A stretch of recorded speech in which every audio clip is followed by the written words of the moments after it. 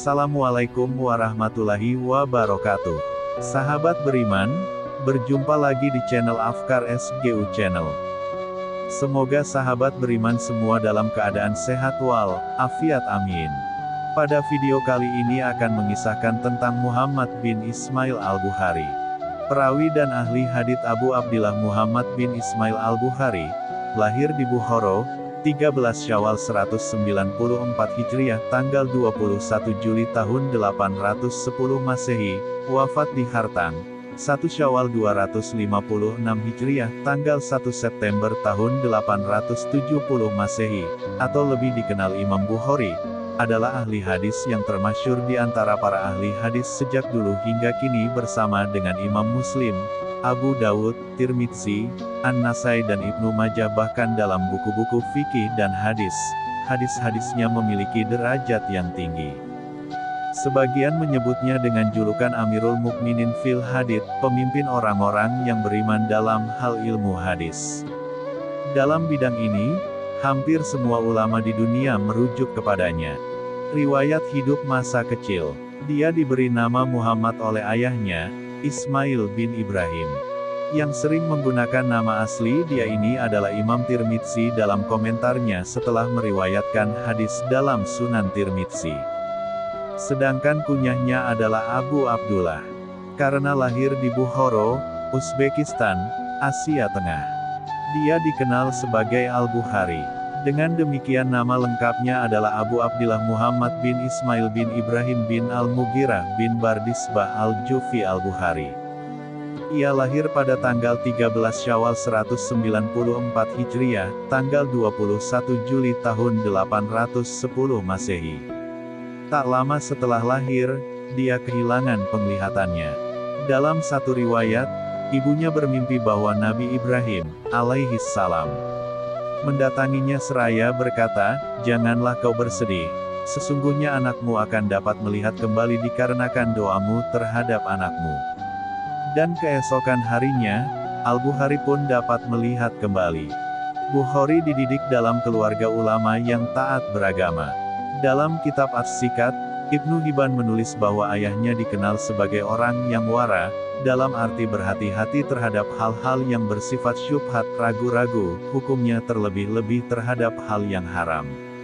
Ayahnya adalah seorang ulama bermazhab Maliki dan merupakan murid dari Imam Malik, seorang ulama besar dan ahli fikih.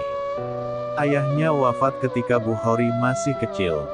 Bukhari berguru kepada Syekh Ad-Dahili, ulama ahli hadis yang masyhur di Bukhara. Pada usia 16 tahun bersama keluarganya, ia mengunjungi kota suci terutama Mekah dan Madinah, di mana di kedua kota suci itu dia mengikuti kajian para guru besar hadits. Pada usia 18 tahun dia menerbitkan kitab pertama Qazayas Sahabah wa Tabi'in, hafal kitab-kitab hadis karya Mubarak dan Waqi bin Jarrah bin Malik. Bersama gurunya Syekh Ishaq, menghimpun hadis-hadis sahih dalam satu kitab setelah menyaring dari 1 juta hadis yang diriwayatkan 80.000 perawi sumber menjadi 7.275 hadis. Bukhari memiliki daya hafal tinggi sebagaimana yang diakui kakaknya, Rashid bin Ismail. Sosok dia kurus, tidak tinggi, tidak pendek, kulit agak kecoklatan, ramah dermawan dan banyak menyumbangkan hartanya untuk pendidikan. Karir, penelitian hadis. Untuk mengumpulkan dan menyeleksi hadis sahih, Bukhari menghabiskan waktu selama 16 tahun untuk mengunjungi berbagai kota guna menemui para perawi hadis, mengumpulkan dan menyeleksi hadisnya. Di antara kota-kota yang disinggahinya antara lain Basrah, Mesir, Hijaz, Mekah dan Madinah, Kufah, Baghdad sampai ke Asia Barat. Di Baghdad, Bukhari sering bertemu dan berdiskusi dengan seorang ulama besar, Ahmad bin Hanbal. Di kota-kota itu ia bertemu dengan 80.000 perawi. Dari mereka dia mengumpulkan dan menghafal 1 juta hadis. Namun tidak semua hadis yang ia hafal kemudian diriwayatkan, melainkan terlebih dahulu diseleksi dengan seleksi yang sangat ketat, di antaranya apakah sanad riwayat dari hadis tersebut bersambung dan apakah perawi periwayat pembawa hadis itu terpercaya dan sahihkah kuat. Menurut Ibnu Hajar al-Asqalani, Akhirnya Bukhari menuliskan sebanyak 9082 hadis dalam karya monumentalnya Al-Jami' Al-Sahih yang dikenal sebagai Sahih Bukhari. Banyak para ahli hadis yang berguru kepadanya seperti Syekh Abu Zahra, Abu Hatim Tirmidzi, Muhammad ibn Nasr dan Imam Muslim.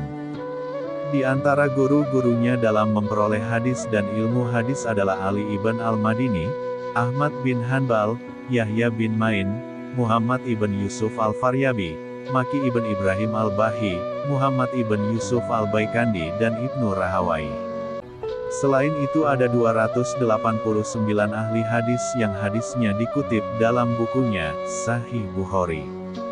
Dalam meneliti dan menyeleksi hadis dan diskusi dengan para perawi, Imam Bukhari sangat sopan.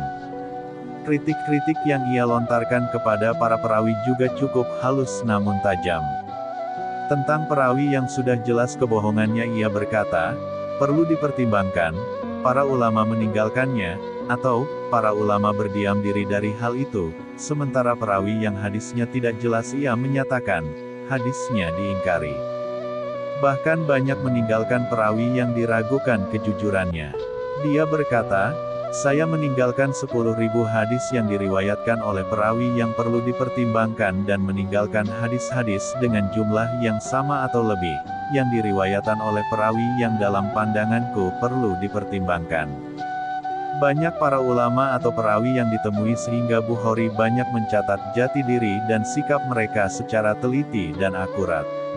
Untuk mendapatkan keterangan yang lengkap mengenai sebuah hadis, mencek keakuratan sebuah hadis ia berkali-kali mendatangi ulama atau perawi meskipun berada di kota-kota atau negeri yang jauh seperti Baghdad, Kufah, Mesir, Syam, Hijaz seperti yang dikatakan dia, saya telah mengunjungi Syam, Mesir, dan Jazirah masing-masing 2 kali.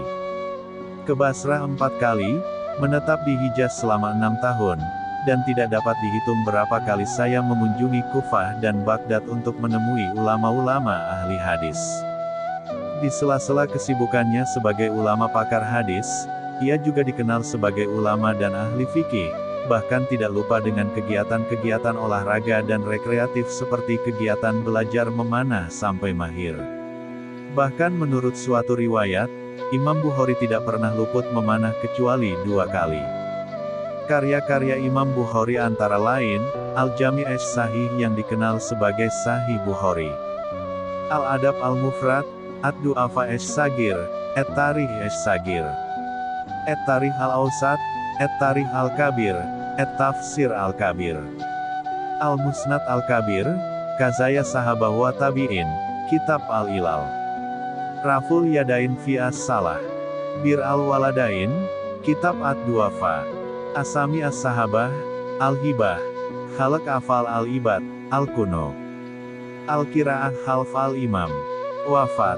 Kebesaran akan keilmuan beliau diakui dan dikagumi sampai ke seantero dunia Islam.